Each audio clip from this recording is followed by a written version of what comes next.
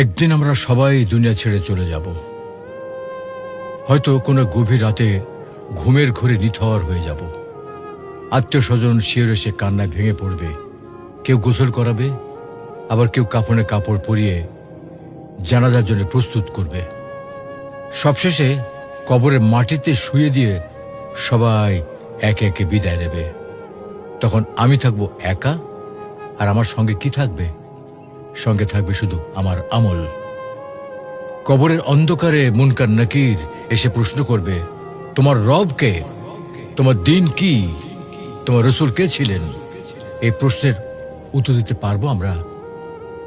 আমরা দুনিয়ার মোহে এতটাই বিভোর যে মৃত্যুর কথা ভুলে গেছি, অথচ জীবন ক্ষণস্থায়ী। আজই সময়ে প্রস্তুতি নেওয়ার, নিয়মিত সালাত আদায়, আল্লাহকে স্মরণ এবং পাপ থেকে দূরে থাকা, আর এগুলি হচ্ছে আমাদের কবরের সঙ্গী।